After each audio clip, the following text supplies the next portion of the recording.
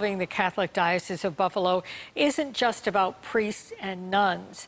News 4 Investigates has obtained an internal list of individuals, both living and dead, that includes priests and nuns, but also former employees and affiliates of the diocese at one time.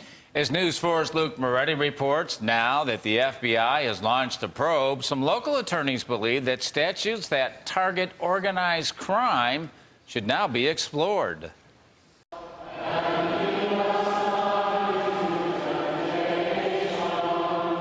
They want secrecy. Prominent Boston-based attorney Mitchell Garabedian represents nearly 40 accusers with claims against the Diocese of Buffalo, along with whistleblower Siobhan O'Connor, who recently went public. We ask him about the internal list of names obtained by News 4 Investigates. If a person was named as a perpetrator and that claim was substantiated in order to protect other victims, potential victims, and the safety of children, and help victims heal, they would release those names.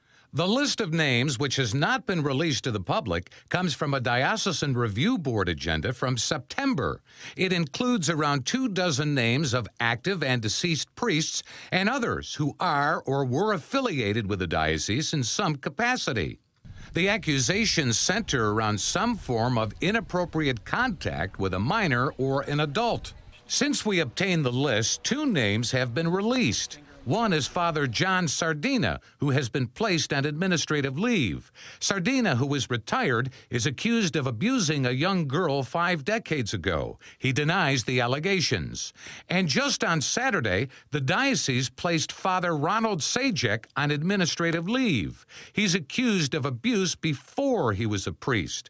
The diocese released his name after News 4 made inquiries for this story. People have to start being held accountable. Attorney Kevin Stocker represents several clergy abuse accusers and whistleblowers. He believes the current number of cases in Buffalo is just the tip of the iceberg. When the problem is so severe and so extensive for such a long period of time, it's going to take state, federal resources. But according to the diocese, while the review board was presented with a list of names on the agenda obtained by News 4 Investigates, the facts and circumstances of those claims haven't been examined, and the credibility of the accusations has not been determined. The diocese won't say what they plan to do with non-clergy accused of sexual abuse. We're still waiting for a response. Keep in mind, this list includes names of former affiliates who are not priests and nuns. News 4 Investigates has decided not to disclose the names yet because we have not reached all the accusers or their attorneys. In the meantime, we're still in the process of examining the list. But here's what we can tell you. Many of the priests are deceased. In one of the allegations against an active priest, News 4 Investigates could not obtain any significant details about the claim and have not been able to reach the victim.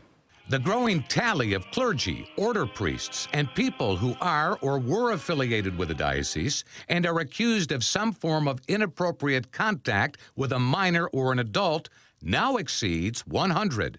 That's based from the list of names obtained by WIVB, other clergy named by the diocese in March, and in other media reports. Bishop Richard Malone was asked about releasing more names during an exclusive interview last month with News 4's Don Postles. We're ready to add new names. We're getting very close.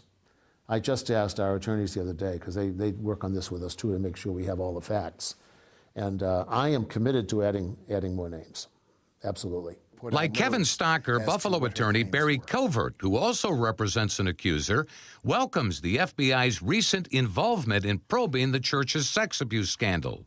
Both lawyers urge federal prosecutors to consider using statutes that target organized crime, such as the mob or violent law-breaking biker gangs. We have what's called legally a continuing course of criminal conduct that allegedly occurred here.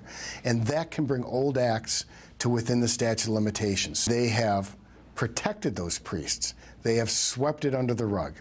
And that has all the hallmarks of a traditional criminal organization. Attorney Kevin Stocker, raised a Catholic and whose kids attend Catholic school, says it's hard to measure the impact because every case is different. When you think about what some of these people who are now adults went through and how it's affected them, and you have grown men sobbing in front of you, it's disturbing.